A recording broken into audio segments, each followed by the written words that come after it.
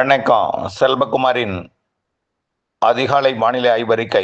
அதிகாரப்பூர்வ வானிலை அறிக்கைக்கு இந்திய வானிலை ஆராய்ச்சித்துறை அறிக்கையை பார்க்கவும். 2026 ஜூலை 7 செவ்வாய்க்கிழமை அதிகாலை நிலவர வானிலை பதிவு. வானிலை அமைப்பு நேற்று முன்தினம் ஒடிசாவின் பாலாசூர் அருகே கரை கடந்த ஆழ்ந்த காற்றழுத்த தாழ்மண்டலம் செயலிழந்து காற்றழுத்த தாழ்மண்டலமாக ஜார்க்கண்ட் மற்றும் சத்தீஸ்கர் இடைப்பட்ட பகுதி வழியாக உத்தரப்பிரதேசம் மத்திய பிரதேச பகுதியை நோக்கி நகர்ந்து கொண்டிருக்கிறது ரொம்ப மெதுவாக. பருவமழை முன்னேற்றம் தற்பொழுது உத்தரப்பிரதேசத்தோட மேற்கு பகுதி மற்றும் குஜராத்தோட தெற்கு மற்றும் குஜராத்தில் தொடங்கிவிட்டதுனாலாம் இன்னும் ராஜஸ்தான், பஞ்சாப், காஷ்மீரோட மேற்கு பகுதி எல்லாம் தொடங்கணும். பருவமழை முன்னேற்றத்திற்கு சாதகமாக காற்று சுழற்சி மகாராஷ்டிர கரையோரம் நீடித்து மும்பை, சூரத் உள்ளிட்ட பகுதியில் வெள்ளப்பெருக்கு ஏற்படுத்தி கொண்டிருக்கிறது. இது தொடரும் இன்னும் 2 நாட்களுக்கு. இந்த நிகழ்வு பாகிஸ்தான் எல்லையோரம், அதாவது டெல்லியை தாண்டி செயலிழந்த பிறகுதான் இந்த மகாராஷ்டிரா மழை நிற்கும். உடனடியாக அடுத்த சிஸ்டமும் உருவாக போது ஒடிசா கடலோரம், அது வேற. இதனிடையே பசிபிக் பெருங்கடலில் சூப்பர் புயல் 200 மைல் வேகத்தில் கிட்டத்தட்ட 300 கிலோமீட்டர் வேகம் கொண்ட ஒரு சூப்பர் புயலாக உருவெடுத்து தாய்வானை தாக்கப் போகுது. தாய்வானோட வட கிழக்கு பகுதியை தாக்கி, வடக்கு பகுதியை தாக்கி, பிறகு சீனாவை தாக்கப் போகுது. என்னைக்கு தாக்கப் போகுதுன்னா 10-11 தேதிகளில். இன்றைக்கு தேதி 7, இன்னொரு 3 நாளில் தாக்கப் போகுது.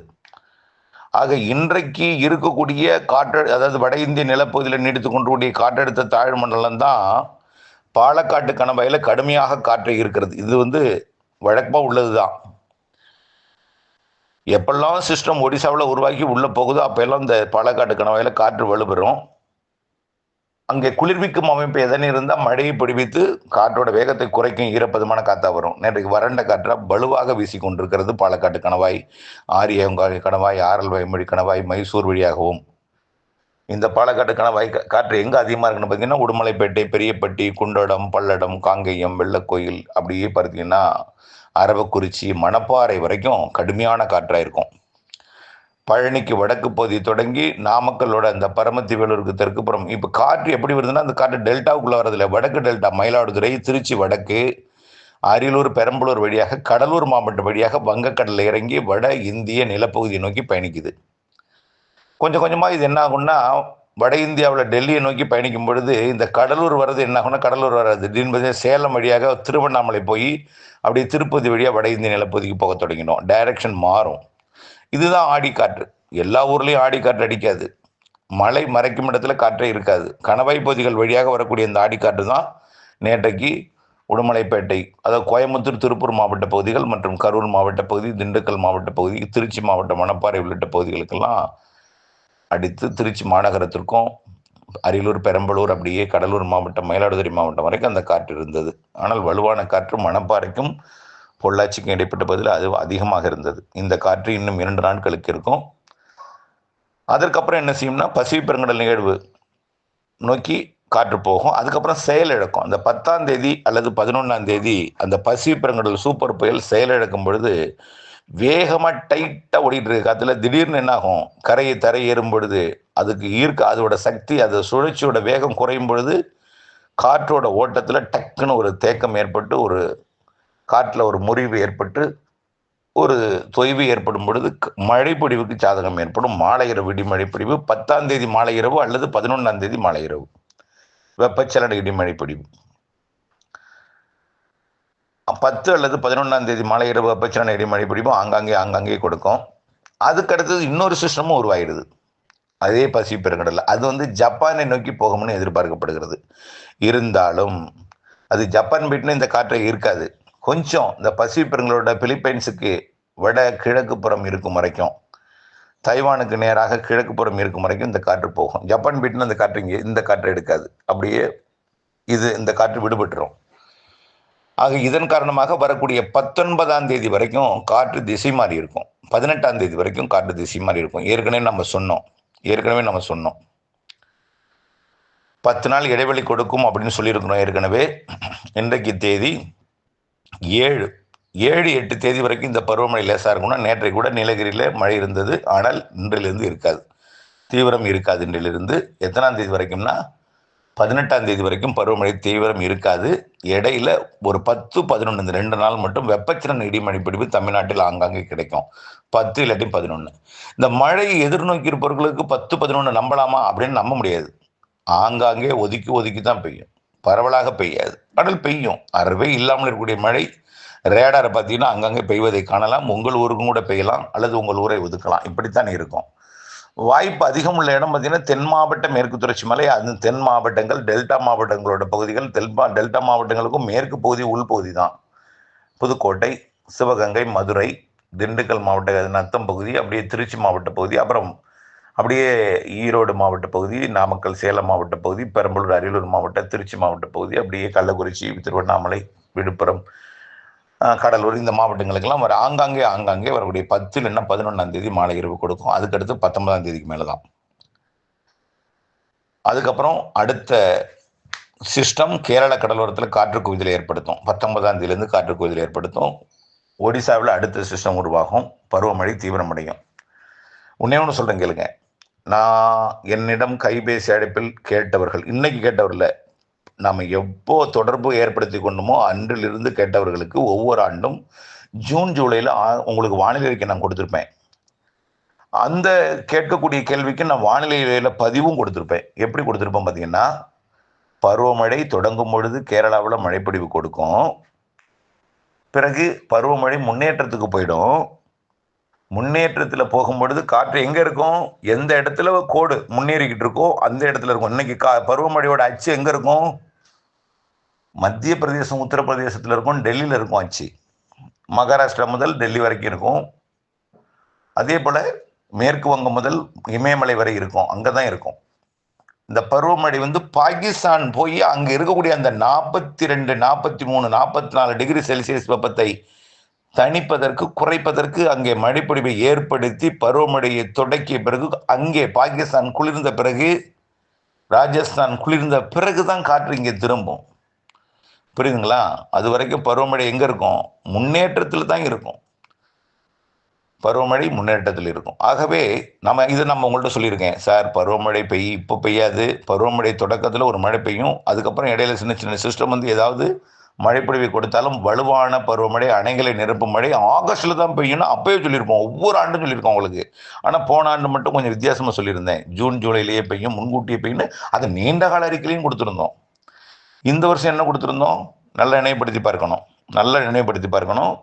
ஜூன் இறுதியில் பருவமழை கொஞ்சம் கொடுக்கும், ஆனால் அது உங்களுக்கு மனதை திருப்தி கொடுக்காது, ஆனால் நம்பிக்கை கொடுக்கும். சொன்னா இல்லையா, அது பெஞ்சுதா இல்லையா? கடந்த சில நாட்களாக சாரல் மழை நீலகிரி மாவட்டத்தில் கூட 8 சென்டிமீட்டர் 10 சென்டிமீட்டர் வரைக்கும் மழை பொழிவை கொடுத்துச்சு. அவளாஞ்சில்லாம் வால்பாறையில் 5 சென்டிமீட்டர் வரைக்கும் கொடுத்து, கன்னியாகுமரியில் கொடுத்து. அது நம்பிக்கை கொடுக்கும், பெய்யும் என்ற நம்பிக்கை கொடுக்கும். அதற்கு பிறகு தொய்வடையும் 10 நாள்னு சொன்னோம். அந்த 10 நாள் முடிஞ்சு 18ஆம் தேதி தொடங்கணும். இன்னைக்கு 19ஆம் தேதி தொடங்கணும்னு சொல்லியிருக்கிறோம். 19ஆம் தேதி தொடங்க அன்னைக்கு நீர் வரத்து கொடுத்து அன்னைக்கே நிரம்பிடாது அணை, இன்னும் அதையும் சொல்லியிருக்கிறோம். ஒன்று சொன்ன இன்னொன்று, எல்னினோங்கிறாரு. எல்னினோன்னா சொல்றாங்க, உலக வானிலை வல்லுநர்கள்லாம் சொல்றாங்க. எல்னினோன்னா என்ன? முதல்ல கண்ணை கட்டி காட்டில் விட்ட மாதிரி அந்த எல்னினோவுக்கு கலர் அடிச்சிருந்த பொழுது முதல்ல விளக்கம் கொடுத்தது நாம தான். எல்னினோன்னு என்ன, ஆசியா பக்கம் பசிபிக் பெருங்கடல் வெப்பம் உயர்ந்திருந்தால் லானினா, அமெரிக்க பக்கம் பசிபிக் பெருங்கடல் வெப்பம் உயர்ந்திருந்தால் எல்னினோ, சமமாக இருந்தால் நியூட்ரல் சொல்லியிருக்கோம். இப்போ எங்கே இருக்குது படத்தை பாருங்க. ஆசியா பக்கம் தான் வெப்பம் அதிகமாக இருக்குது.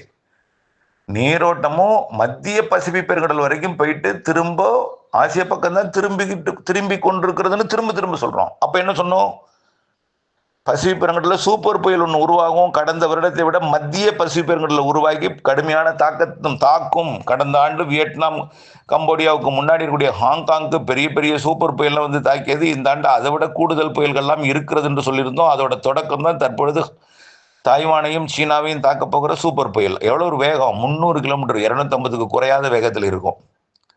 இப்போ ரொம்ப தொலைவில் இருக்குது, கடலுக்குள்ள தான் இருக்குது.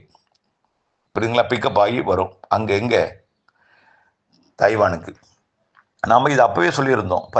பசிபிக் பெருங்கடலில் ஆசிய பக்கம் வெப்பம் உயர்ந்திருந்தால் எல் நீனோ தான். கடல்ல வெப்பம் ஏறுவது தான் எல்னினோ லானினோங்கிறோம். வளிமண்டலத்தை கணக்கிடுவது கிடையாது எல்னினோவுக்கு லானினோவுக்கு. ஆனால் அது வளிமண்டலத்தை கணிக்கலாம். வெள்ளினம் உருவாகுமா, லானினா உருவாகுமா, நியூட்ரல் இருக்குமான்னு. அதை விட முக்கியமானது கடலுக்குள்ள இருக்கக்கூடிய நீரோட்டத்தை தான் முதல்ல பார்க்கணும். நீரோட்டம் எங்க இருக்குன்னு பாருங்க. வட்டமடித்து கொண்டே இருக்கிறதுன்னு அப்பயே சொன்னோம். மத்திய பசிபிக் பெருங்கடல் வரைக்கும் போயிட்டு மீண்டும் ஆசிய பக்கமே வருது. அமெரிக்க பக்கம் வெப்பம் உயர்ந்திருக்கு, இல்லைன்னு சொல்லலை. அதை விட கூடுதல் உயர்வு இருக்கு ஆசிய பக்கம். அப்போ அமெரிக்க பக்கம் வெப்பம் உயர்ந்திருந்தால் அமெரிக்க பக்கம் தானங்க புயல் உருவாக்கணும். ஆசிய பக்கம் சீனா பக்கத்துக்கும் தாய்வான் பக்கத்துக்கும் புயல் வரப்போகுது. அடுத்தது பார்த்தீங்கன்னா ஜப்பானுக்கு போகுது. அடுத்தது பார்த்தீங்கன்னா மீண்டும் சீனாவுக்கு வரப்போகுது இந்த மாத இறுதியில். அதுக்கு அடுத்தடுத்தது என்ன ஆகும்? வியட்நாம், கம்போடியா, லாவோஸ் வழியாக வங்கக்கடலின் வடக்கு பகுதிக்கு வரும். அப்புறம் செப்டம்பர் முடிஞ்சு அக்டோபர் மாதம் எங்கே வரும்? வங்கக்கடலில் செப்டம்பர் மாதம் இறுதியில தான் ஆந்திர பிரதேசத்துக்கு வரும். நேரடியாக அந்தமான், வடக்கு அந்தமான், ஆந்திர பிரதேசம் வரும். அப்புறம் வடகிழக்கு பருவமழை காலத்தில் நேரடியாக தமிழ்நாட்டை நோக்கி வரும் சிஸ்டம். அந்த அளவிற்கு அங்கே வெப்பம் உயர்ந்திருக்கு பசிபிக் பெருங்கடலில். ஆசியா பக்கம் இந்திய பெருங்கடலோட வடக்கு இந்திய பெருங்கடல் எனப்படும் அந்த வங்கக்கடல், அரபிக்கடல் ரெண்டுமே வெப்பம் உயர்ந்திருக்கு. நெடுங்கோட்டு வெப்பம் உயர்ந்திருக்கு. இதனால கண்டிப்பாக பருவமழை தாமதமாக பொழியும், வலுவாக பொழியும், நிரப்பும் மழை இருக்கு. வடகிழக்கு பருவமழை அதிகமாக இருக்கு. அதிகமாக இருக்குன்னு நம்ம திரும்ப திரும்ப சொல்லிட்டுருக்கோம். போன ஆண்டு உலக வானிலையாளர்கள் எல்லாமே வங்கக்கடலில் ஒரு புயல் உருவாகி மலேசியா நோக்கி போகும் அப்படின்னு சொல்லிட்டு இருந்தாங்க. நாம் ஒன்று இப்படியும் நடக்கலாம், இலங்கையை கடந்து வடக்கு தெற்காக குறுக்காக கடந்து இலங்கையை பாதிப்பு ஏற்படுத்தலாம்னு அறிக்கை போட்டோம். எல்லாரும் அப்போ கேட்குறாங்க, அப்போயே மறந்துடுறாங்க, அப்போயே தூக்கி போட்டு மிதிச்சிடுறாங்க. அதுதான் ரொம்ப கஷ்டமாக இருக்குது. நம்ம ஒவ்வொரு ஆண்டும் சொல்கிறது இதுதான். பருவமழை தொடங்கும் பொழுது பொழியல்னா போயிட்டு தான் வரும். சரி, வெப்பம் இவ்வளோ அதிகமாக இருக்கே, அப்போ உண்மை தானே அது லானினாங்கிறது, சரி மன்னிக்கவும், எல்னினோங்கிறது, சூப்பர் எல்னினோங்கிறது. பொதுவாக எப்போவுமே தென்மேற்கு பருவமழை தீவிரம் இல்லாத பொழுது வெப்பம் அதிகமாக தான் இருக்கும். சூரியனின் குத்துக்கதிர் ஜூன் 21 கொல்கட்டா உள்ளிட்ட அந்த வட இந்திய பகுதியில் விழும். அதாவது கடகரேகையில் விழும். ஜூன் 21 விழுந்து இப்போ எங்கே நோக்கி திரும்பி இருக்கு? ஜூலையில் தெற்கு நோக்கி திரும்பி இருக்கு. ஆகஸ்ட் மாதம் தமிழ்நாட்டில் விழும் சூரியன் குத்துக்கதிர். 2வது கோடை என்பார்கள் ஆகஸ்ட் புரட்டாசிய. பிறகு செப்டம்பர் 21 நிலநடுக்கோட்டுக்கு போகும். நம்ம தாண்டி தெற்கு நோக்கி போகும் சூரியன் குத்துக்கதிர். டிசம்பர் 21 மகர ரேகை, மகர சங்கராந்திக்கெல்லாம் எங்கே விழும்? தெற்கே விழும். எங்கே? மடகாஸ்கர், மொரீஷியஸ் பகுதியில் போய் விழும். அப்போ வடக்கு போயிருக்கூடிய சூரியன் குத்துக்கதிர் தெற்கு நோக்கி வருகிறது. வெப்பம் உயர்வாக தான் இருக்கும். பருவமழை பொய்யும் பொழுது அந்த வெப்பம் தெரியாது. பருவமழை பருவக்காற்று சாதகம் இருக்கும் பொழுது, கேரளாவில் குளிர்ச்சியான மழை இருக்கும் பொழுது தெரியாது. அது இப்பொழுது 18ஆம் தேதி வரைக்கும் கொஞ்சம் வெப்பம் அதிகமாக தான் இருக்கும். குறிப்பாக ராமநாதபுரம் மாவட்டத்திற்கும், அதாவது ராமநாதபுரத்தில் அதோட உள்பகுதி தெற்கு கடலோரம் ராமநாதபுரம், விருதுநகர் மாவட்டத்தோட திருச்சுழி, அருப்புக்கோட்டை, அப்புறம் கோவில்பட்டி, தூத்துக்குடி மாவட்டம் விளாத்திக்குளம், எட்டயபுரம், அப்புறம் பார்த்தீங்கன்னா இந்த விருதுநகர் மாவட்டத்தோட பகுதி, ராமநாதபுரம் மாவட்டத்தோட பகுதி, தூத்துக்குடி மாவட்டத்தோட பகுதி, சிவகங்கை மாவட்டத்து பகுதி, புதுக்கோட்டை மாவட்டத்தின் பகுதிகளுக்கு கொஞ்சம் வெப்பம் அதிகமாக இருக்கும். வரக்கூடிய நாட்களில் 18ஆம் தேதி வரைக்கும் 100 டிகிரியை தொடுங்க, கண்டிப்பாக இருக்கும். சென்னைக்கு கூட கடும் வெப்பமாக பேசு பொருளாக இருக்கும். இதை நினச்சி தயவுசெய்து உங்களுக்கு இந்த நம்பிக்கை எழுந்துடாதீங்க. நம்பிக்கை முதல்ல முக்கியம். கொஞ்சம் பொறுத்துருங்க. 10 நாள் கேப் கொடுக்கணும். இது ஏற்கனவே நம்ம சொல்லியிருக்கோம். அந்த கேப்பு தான் இது. அப்போ வெயில் இருக்குன்னு சொல்லியிருக்கிறாரு. சூரியன் குத்துக்கதிர் வடக்கு போயிட்டு தெற்கு போகிற வழித்தடத்தில் இருக்கிறோம். அதனால வெப்பம், பருவமழை தீவிரம் இல்லாதனால வெப்பம் நினைக்கணுமே தவிர, உடனே போய் அவங்க சொன்னது ஆமாம் எல்னினோன்னு சொன்னாங்க, சூப்பர் எல்னினோன்னு சொன்னாங்க, ஆமாம் குளம்லாம் வர போகுது, வறட்சி வரப்போகுது, தாங்க போகுது முடியதில்லை, அப்படி இப்படின்னு சொல்லி உங்களுடைய மனதை கெடுத்து கொள்ளாதீங்க. தயவுசெய்து பொறுமையாக இருங்க. ஆகஸ்ட், செப்டம்பர், அக்டோபரில் நிறைய மழை இருக்குது. ஜூலை 19க்கு அப்புறம் மீண்டும் பருவமழை தொடங்கும். வெப்பம் தனியும். தென்மேற்கு பருவமழை கேரளாவில் தீவிரமடையும். ஜூலையை விட ஆகஸ்ட் அதிகமாக இருக்கும். ஆகஸ்ட்டை விட செப்டம்பர் அதிகமாக இருக்கும். செப்டம்பரை விட அக்டோபர் அதிகமாக இருக்கும். அக்டோபர் 18க்கு மேலே வடகிழக்கு பருவமழை மிக மிக அதிகமாக இருக்கும். இப்போ செப்டம்பர், அக்டோபர் வெயிலுக்கு பின் மழை. ஜூலை, ஆகஸ்ட், செப்டம்பர் வெயிலுக்கு பின் மழை. தென்மேற்கு பருவமழை கேரளாவில் இருக்கும். பொறுமையாக இருங்க. பருவமழை பாகிஸ்தானில் தொடரட்டும். பாகிஸ்தானில் தொடங்கட்டும். பாகிஸ்தானில் மழை பொழியட்டும். பாகிஸ்தானில் மழை பொழிந்த பிறகு காற்று திசை மாறி கேரளா பக்கம் வரும். அப்பொழுது பருவமழை தீவிரமடையும். கண்டிப்பாக கொஞ்சம் பொறுமை காக்கணும். எப்பொழுதுமே ஆகஸ்ட் ஆடிப்பெருக்கு ஆகஸ்ட் 3க்கு தான் கேரளாவில் பருவமழை, கர்நாடகாவில் பருவமழை தீவிரமடையும். அதற்கு பிறகுதான் நமக்கு தண்ணீர்லாம் வரும். இந்த ஆண்டு கொஞ்சம் 15 நாள் தாமதம் அடையும் அது என்பது தான் நம்ம சொல்லிகிட்டே இருக்கோம். இன்னைக்கு இல்லை நீண்ட கால அறிக்கையில் இதுதான் அறிக்கையாக சொல்லிட்டு இருக்கோம்.